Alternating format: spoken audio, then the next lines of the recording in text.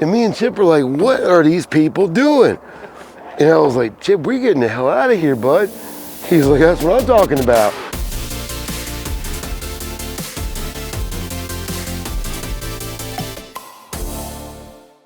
We're back kicking it at the reception building here at White Oak Manor. It's a little bit breezy today in the middle of January. We have no choice but to keep on moving. So we're gonna try to get on this lean-to and finish up this tongue and groove so that hopefully we can work on the soffits and fascias on the upper section. I'm still feeling a little under the weather, so we have a short crew today, not to entirely affect the company and create some type of zombie apocalypse or something. So let's get started and make it happen, Captain.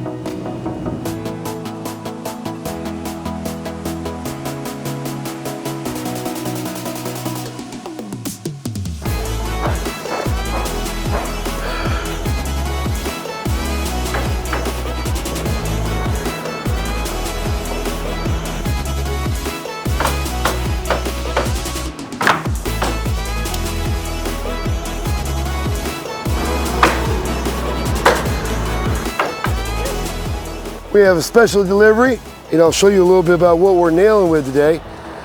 We're installing these 1x6 with a 2 3/8 ring shank nail. And if you can see right there, I don't know if you can, but there is a ring around these nails that has a little like screw type action, which when it's embedded into the joist, it does not pull out very easy, and it creates some resistance in coming out. Very, very strong nail, and what we like to put down with our subfloors, and in this case, our roof decking.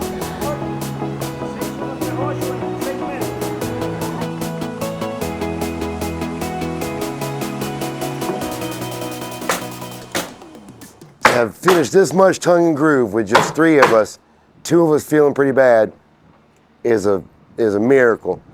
It just shows you the difference between getting decent lumber with nice squared edges versus what we were working with on the other side, where we had to cut both sides every single time and pick through such bad material.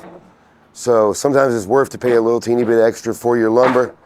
It just makes the job go that much easier. And so you might spend a couple $100 more on the material, but you save hundreds of dollars on labor, and plus everybody's more motivated and really excited about how things go. So sometimes it's just better to spend that money and have a nice, easy, flowing job in a really quality finish on whatever you're building. 26.5. What? 7.8. 26.7. Okay. All right, 26.7/8, he says. You know, with cutting and installing, you really don't have to just like run and go 100 miles an hour. If you do a couple small things just consistently, you can actually never just stop moving, and the work gets done so much quicker. A lot of times what I'll see the guys do is they'll get a sheet in plywood on the roof, for example, or a wall or whatever. They'll get a sheet from their cut man, and then they'll nail that whole entire sheet off.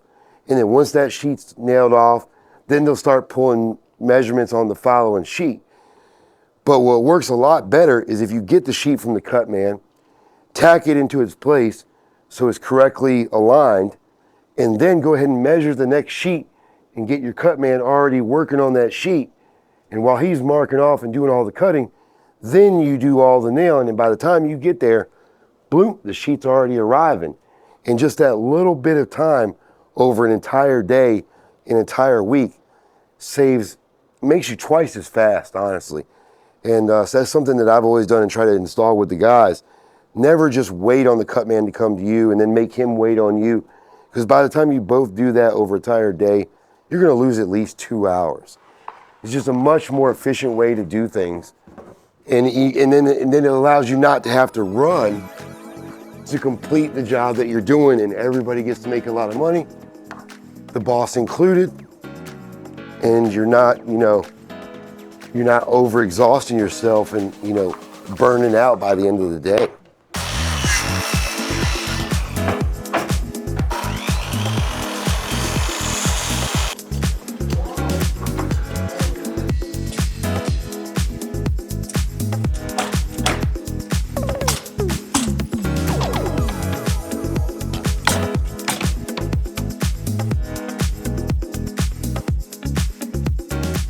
All right, so we're getting really close to the end now. I can see the finish line, baby.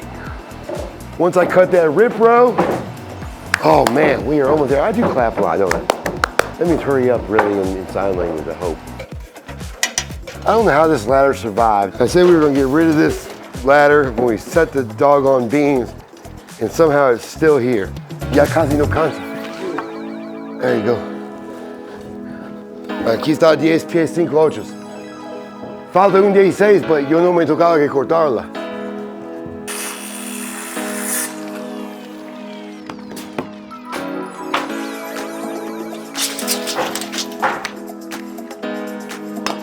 And coffee's sitting in the danger zone.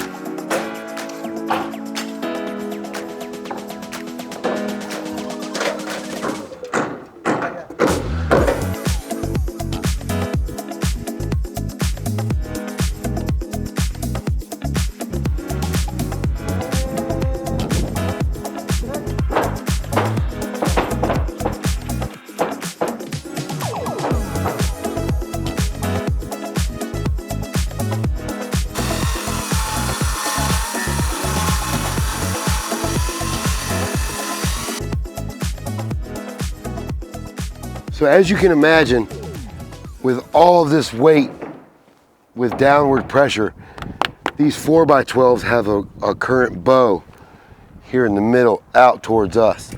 So we're gonna have to literally string line, and thank goodness this isn't nailed at all. We're gonna string line this lower board here and brace it down. And then after we have that perfectly straight, we're gonna mark each one of the next ones up on their layout here where they're attached at the steel trusses to ensure that all of these beams that are going horizontal are perfectly aligned and straight as possibly can be. Now, once we have that braced off, we will be able to run our string lines and attempt to frame the soffit here all in one. Man, that sun came out and it feels kind of good. Great goodness. Ain't nothing like working in the middle of January out in the breezy oceans of North America.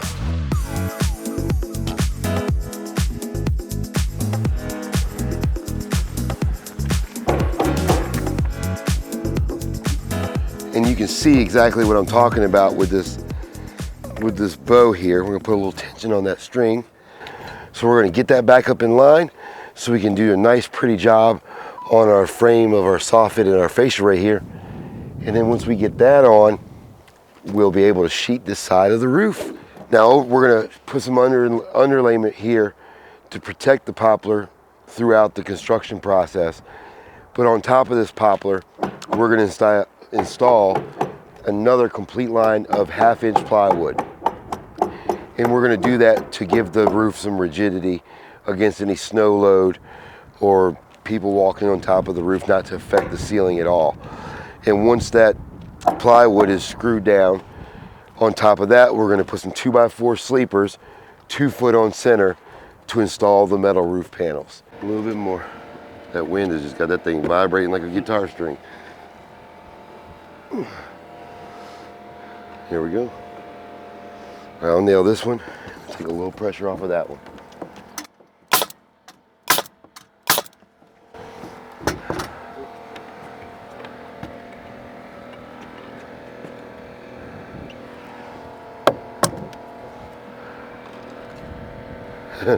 That wind's got it going crazy, buddy.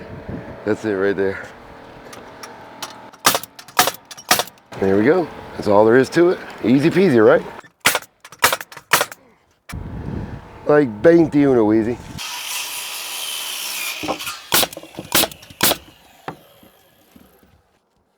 There you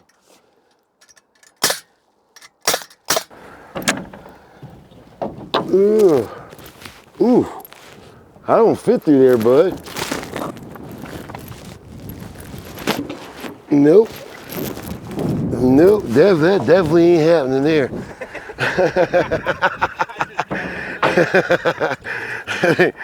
Come on, Weezy. Come on here for a minute. I definitely had a Chris Farley moment right there. Fat guy in a little coat. All right, come, engancharme ahí arriba de esto, okay, buddy? Ahí no me cabe yo, buddy. Look at that guy, man. Isn't that nice? Right there, buddy.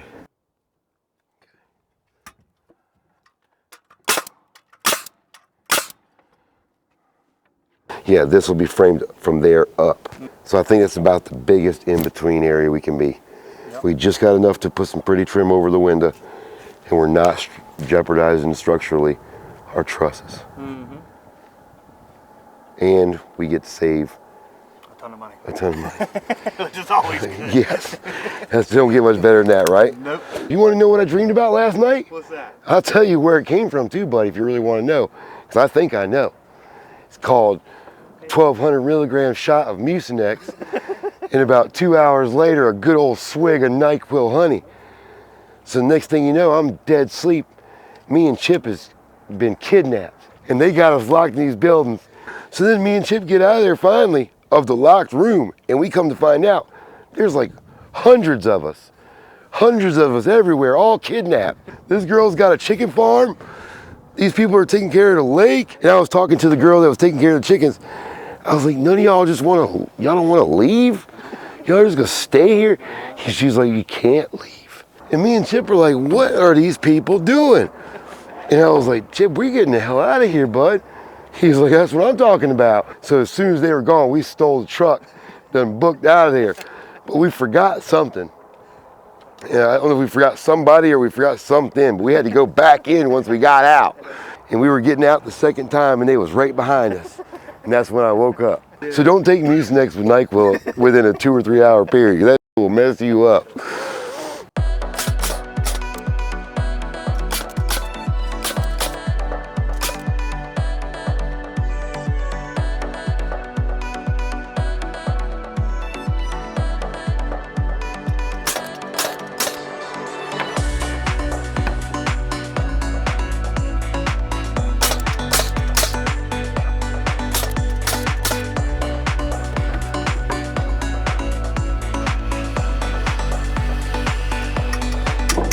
Now we're installing these on a 2-foot layout so that I can put my little baby rafters up here on a 4-foot layout and block in between them, and that'll all help receive the 1x6s as they overextend past this roof here to the fascia point. So right at the current moment, these blocks look like they're riding on Billy Ocean.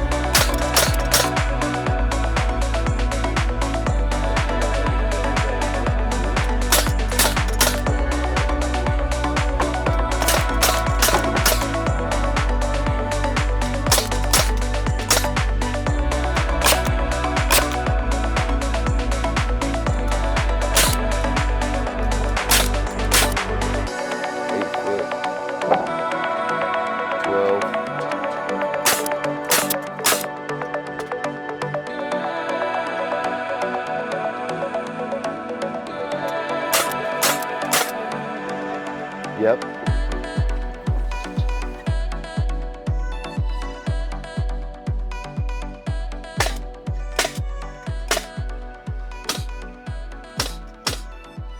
The whole idea of our box soffit here is to be able to support our subfascia and our soffit underneath, as well as our roof sheathing that's going to come on down. Now we've pretty much ran out of time today, guys.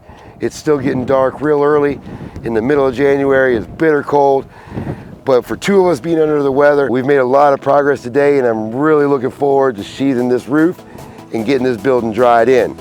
So until next time, you guys have a great day.